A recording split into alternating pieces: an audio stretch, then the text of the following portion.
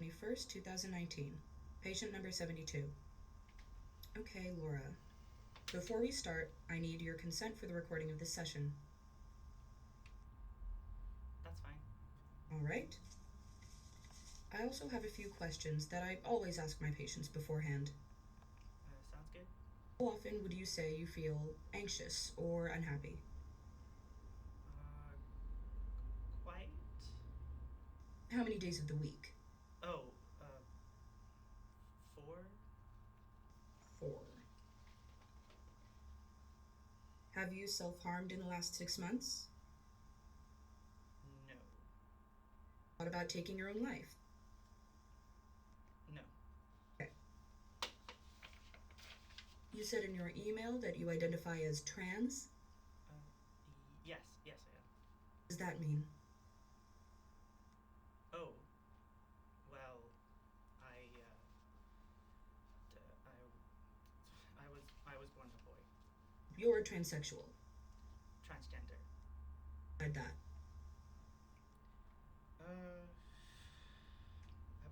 Came out about 2 years ago, so I would have been around 17. Parents? Can we please get back to the email that I sent you? The reason why I'm here? Of course. Yes, your depression. You were saying you've been experiencing severe bouts of depression, insomnia, fatigue, violent thoughts, and skin irritation? Why don't you tell me about the violent thoughts? Yes. Everything you say now is strictly confidential. It's only if I think you're a danger to yourself or I want to hurt things. People. I feel it boiling deep down all the time. Any small annoyance, I just get the urge to jump on someone and rip their throat out. I want it to stop. I'm worried I'm gonna do something bad. How did this all start? Well, I met this girl. I was staying at a summer camp. This would have been about a few months after I came out. I just needed to get away from home for a bit. Her name was Carmilla.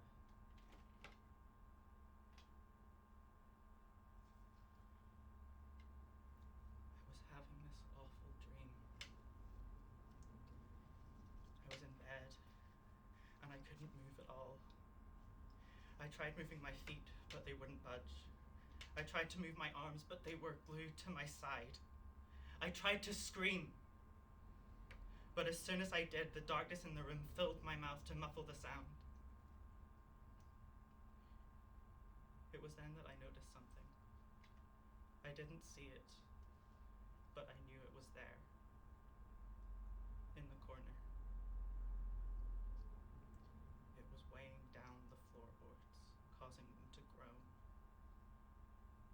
It lifted its head, and 2 glowing yellow eyes stared back at me. I was terrified, but there was something about the way it stared that made me feel so sad. Then I woke up. My throat was raw, like I had been screaming in my sleep.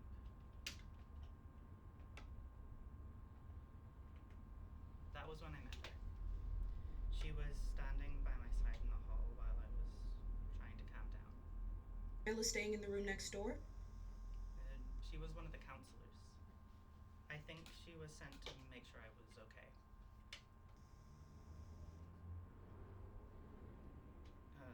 I was very obviously uncomfortable with the situation, and I think she was just giving me time to settle in. Once I caught my breath, she asked if I was enjoying myself at the camp. I hadn't really thought about it till then. It just sort of puzzled me that she would ask. I think she saw this on my face, and instead of waiting for me to answer, she leaned in close and said, "You're really pretty, you know that?" I just looked at her. She was smiling, and I started to laugh. She laughed too, and then we were laughing together. That's quite an inappropriate thing for a counselor to say to you, Laura. Yeah, I suppose it is. It made me feel a lot better at the time, though. Anything else like that happen between you and her? Well, we hung out a lot after that. Just chatting in the corner, though, nothing sinister. She didn't really talk to anyone else. She kept to herself, like me. Hey. I did ask her to join me in my dorm one time, but she declined. It must have come across as quite forward at the time. There was attraction then, at least on your end. If you want to call it that. I didn't really know about any of that at the time. You were 17, not 12, Laura. I don't see what this has to do with my depression. I asked you about your depression, and you've brought up a girl you met 2 years ago. Clearly something must have happened to upset you so much.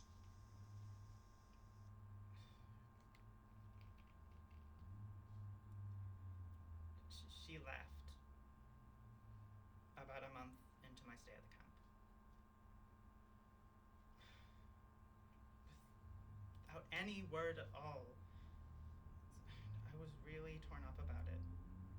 She was the only person there that understood me, and the only one who'd stand up for me against the others. Others?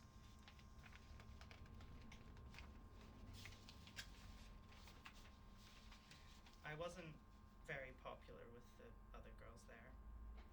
I tried to keep the fact that I was trans a secret, but they knew. Even if they didn't, I think they still wouldn't have liked me.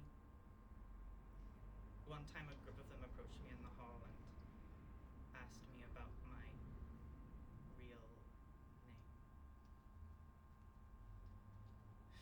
I told them I didn't know what they meant, but they just looked at me and said, "Yeah, you do." Didn't you tell them?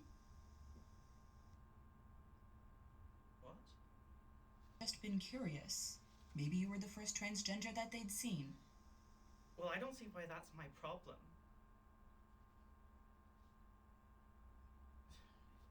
Anyway, Carmilla saw what was going on around the corner and dealt with them pretty quickly. Scolded them? Yeah, she told them to piss off. Take a step back. I feel as though I've touched a nerve. How are you feeling? I don't like being talked down to. I know what they meant. They weren't curious. They just wanted me to feel shitty.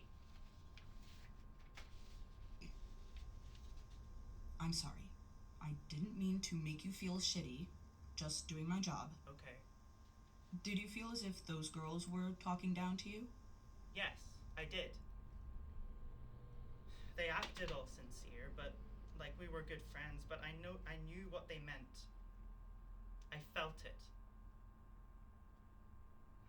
I couldn't even fight back either, because I knew everyone would take their side.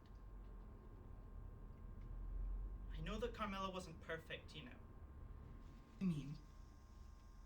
It was weird, our dynamic. And she could be cruel sometimes.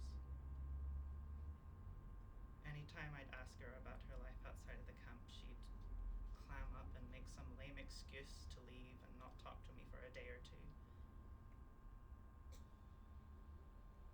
But it was so much worse for me when she left. Do you think if you'd made more of an effort around the others, they would have taken you in? Have you been listening at all? They hated me. There was nothing I could do to stop that. Laura, you're a very lovely girl. You've got to stop underselling yourself like this. You don't know me.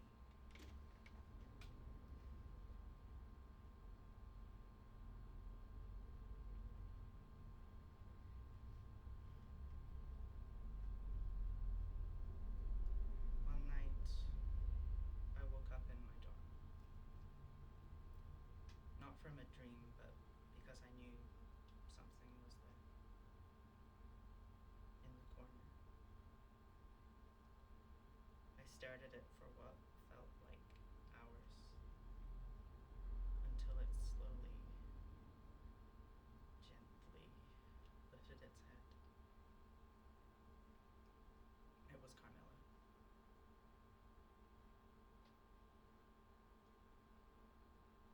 What are you doing here? Feeling lonely? You said you couldn't come in, that I had to invite you. Haven't you? Of course. Nice. I'm wearing my pajamas, Carm. What I mean? Don't hate me, Laura.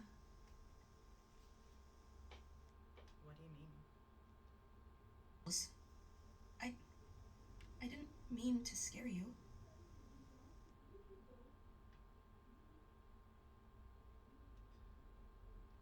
They had it coming.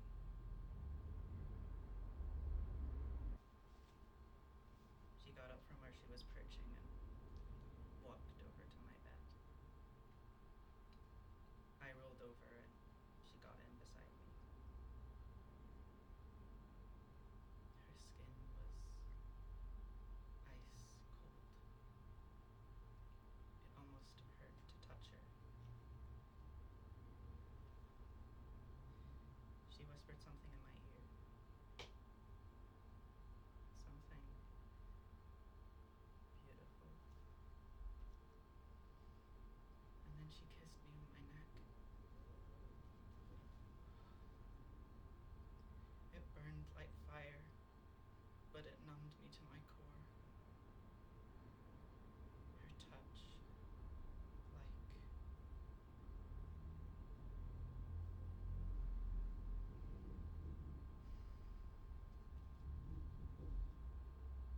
When I woke up, she was gone.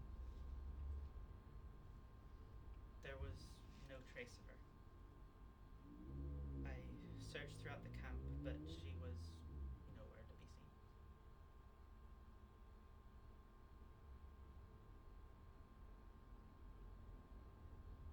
I miss her.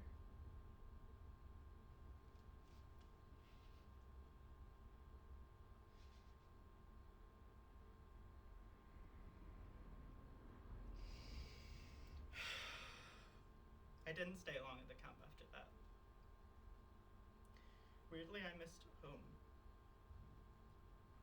Not my parents, but my own bed. The nightmares were gone. My camp bed felt empty. Well, I think that brings us to the end of our session, Laura. I'm sorry I didn't have all the answers you wanted. We aren't done here. Well, I'm afraid that's all the time we have. Let me get the door for you. I hope you have a safe journey home. That's odd. Hold on a minute. I need to call maintenance. No, just stay in your seat. They might have to take the lock apart or kick the door open. No, Laura, just sit and we can keep talking. We can talk about this. You said that you wanted to change. Just stay back. Are you out